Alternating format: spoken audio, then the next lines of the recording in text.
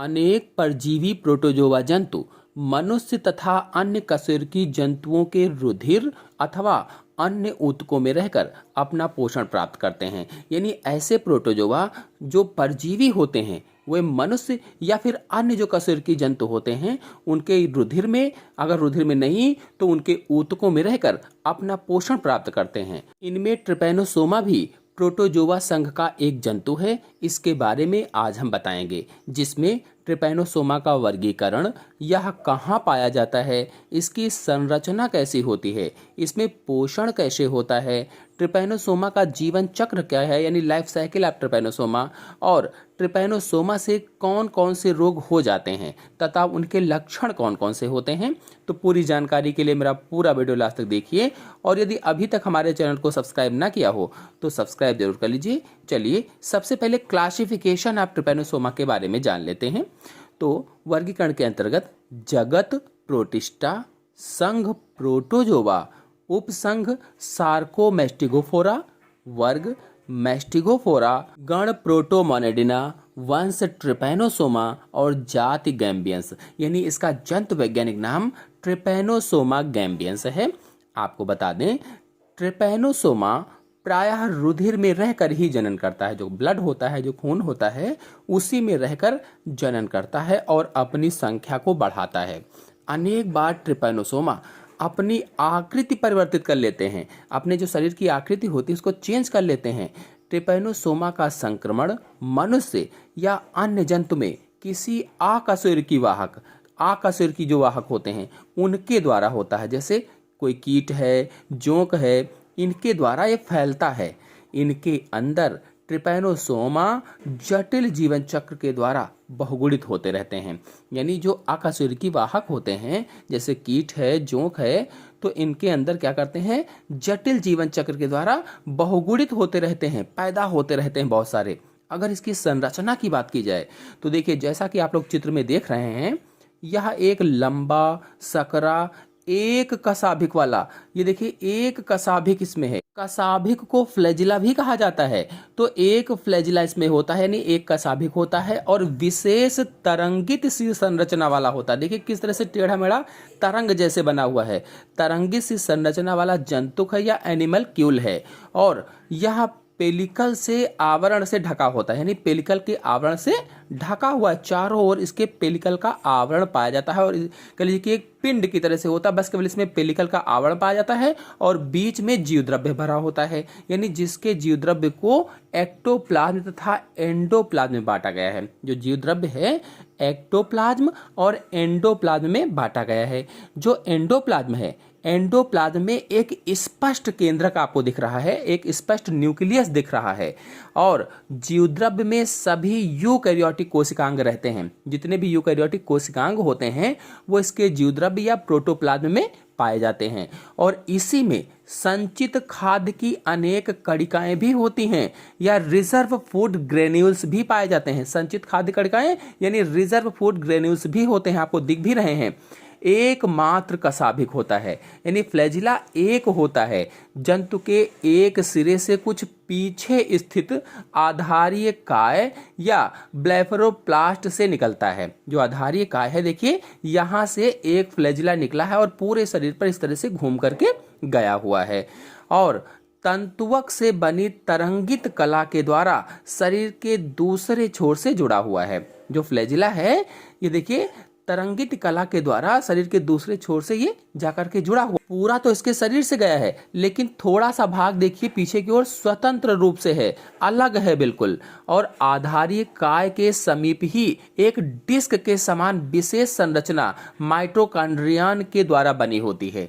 देखिए आधारीय काय के इस समीप में डिस्क के समान विशेष संरचना है जिसे काइनेटोप्लास्ट कहा जाता है। ये जो संरचना बनी हुई है इसे काइनेटोप्लास्ट कहते हैं, और इसमें केंद्रक के अतिरिक्त डीएनए भी होता है। केंद्रक होता है और इसमें डीएनए भी पाया जाता है, ये एक्स्ट्रा न्यूक्लियर डीएनए होता है।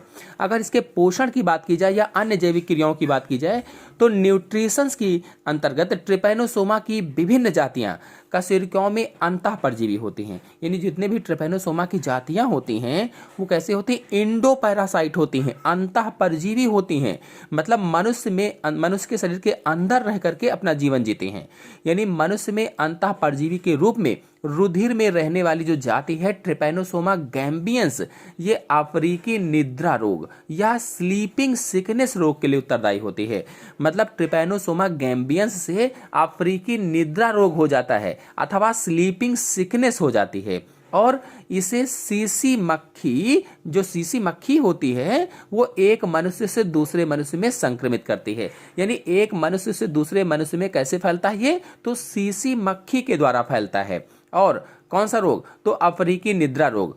और यह पोषण अपने संपूर्ण शरीर के परासरण विसरण के द्वारा प्राप्त करता है। यानी जैसे परासरण विसरण के लिए आपको समझाया था, बिल्कुल उसी तरह से पोषण ये प्राप्त कर लेता है। इस जंतु में माइटोकॉन्ड्रिया जो होती हैं वो बड़ी होती है, माइटोकॉन्ड्रिया बड़ी होती है, लेकिन उसमें क्रिस्टी नहीं होती है। माइटोकॉन्ड्रिया तो बड़ी है लेकिन क्रिस्टी नहीं होती है, और क्रिस्टी ना होने के कारण ही यह अक्रिय होती है, सक्रिय नहीं रहती, अक्रिय होती है। यद्यपि जब आवश्यकता पड़ती है तो आवश्यकता पड़ने में इसमें क्रिस्टी बन जाते हैं, लेकिन वास्तव में होती नहीं है, इसलिए अक्रिय रहती है।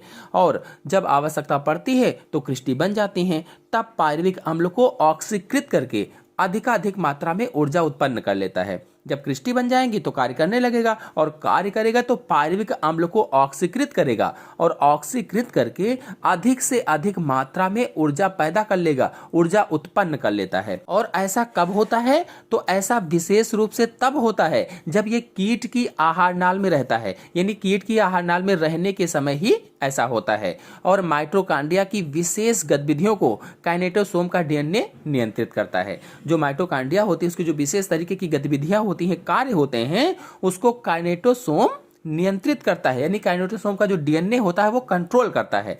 अब चलिए इसके जीवन चक्र को देख लेते हैं। अगर जीवन चक्र जनन की बात की जाए, यानी रिप्रोडक्शन एंड लाइफ साइकिल की बात की जाए, तो ट्रिपैनोसोमा में लैंगिक जनन यानी सेक्सुअल रिप्रोडक्शन ज्ञात नहीं है। अभी लोग नहीं जान पाए हैं कि इसमें लैंगिक जनन होता है या सेक्सुअल रिप्रोडक्शन होता है।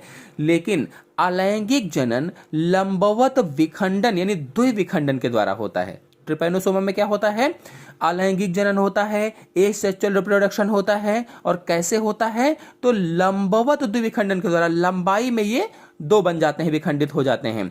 लॉन्गिट्यूडनल बाइनरी फिशन के द्वारा इसमें एसेक्सुअल रिप्रोडक्शन होता है। और इस क्रिया के लिए सबसे पहले काइनेटोप्लास्ट तथा ब्लेफेरोप्लास्ट विभाजित हो जाते हैं। जैसा कि आप लोगों को चित्र में दिख रहा है, पुराना एक मात्र कसाबिक, जो एक कसाबिक था पुराना वाला, एक आधारी काय पर लगा रहता है, और एक नया कसाबिक आधारी काय से दूसरे भाग के सिरे पर यानी नए सिरे पर बनने लगता है। आप लोगों को चित्र में दिख रहा है, पुराना तो वहीं पर लगा हुआ है, लेकिन एक नया कसाबिक आधारी काय के दूसरे भाग पर नए सिरे से बनने लगता है। और केंद्रक सूत्री विभाजन यानी माइटोसिस डिवीजन से विभाजित होने लगता है। जो केंद्रक है वो सूत्री विभाजन के द्वारा विभाजित होने लगता है, और अंतिम रूप में संपूर्ण शरीर मध्य लंब रूप में अग्र सिरे से पश्च सिरे की ओर फट जाता है। और जब अंतिम अवस्था होती है तो जो इसका पूरा शरीर होता है यानी जो पूरी कोशिका होती है वो मध्य लंब रूप में आगे से पीछे की ओर फट जा रहा है, जैसा कि आपको चित्र में दिख भी रहा है। इस प्रकार से दो ट्रिपैनोसोमा बन जाते हैं। आपको बता दें कि ट्रिपैनोसोमा अपना जीवन चक्र प्राथमिक तथा द्वितीयक पोषदों में पूरा करता है। यानी दो पोषदों में ट्रिपैनोसोमा की लाइफ साइकिल पूरी होती है। प्राथमिक पोषद मनुष्य होता है, द्वितीयक पोषद सीसी मक्खी होती है। यानी प्राथमिक होस्ट क्या है, मनुष्य, द्वितीयक होस्ट क्या है, तो सीसी मक्खी होती है। इन दोनों में इसका जीवन चक्र पूरा होता है। अगर इसके रोगों की बात की जाए और उनके लक्षणों की बात की जाए, तो सीसी मक्खी के द्वारा संक्रमित ट्रिपैनोसोमा रुधिर के प्लाज्मा में वृद्धि इत्यादि करने से साथ साथ लसिका ग्रंथियों में भी घुस जाते हैं। यानी सीसी मक्खी के द्वारा फैलता है, मैंने आपको पहले बताया था। और रुधिर के प्लाज्मा में वृद्धि करने के साथ साथ लसिका ग्रंथियों में भी घुस जाता है, लिम्फेटिक ग्लैंड्स में भी ये घुस जाता है, जो इनके संक्रमण से सूज जाती हैं, और जैसे ही लिम्फेटिक ग्लैंड्स में ये घुसता है तो संक्रमण फैल जाता है और संक्रमण फैलने से वे सूज जाती हैं।